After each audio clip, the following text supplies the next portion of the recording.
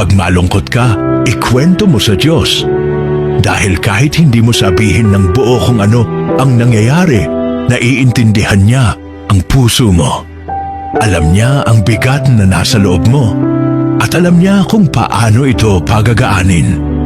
Hindi siya napapagod makinig. At hindi kanya kailanman itataboy kapag lumalapit ka sa kanya. Kapag may nanakit sa'yo, isumbong mo sa Diyos. Hindi mo kailangang ipaglaban ang sarili mo sa paraang makakasakit pa ng iba. Hayaan mong siya ang magtuwid ng mali dahil ang hustisya ng Diyos ay laging tama at makatarungan. Gagamutin niya ang sakit na sila ang nagdulot at babalik niya sa iyo ang kapayapaang nawala.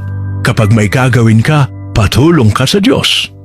Kung siya ang kasama mo sa bawat hakbang, mas nagiging malinaw ang direksyon ng buhay. Ang bawat desisyon ay nagkakaroon ng gabay at ang bawat pagsubok ay mas nagiging magaan.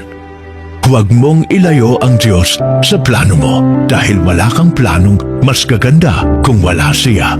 At kapag masaya ka, magpasalamat ka sa Diyos.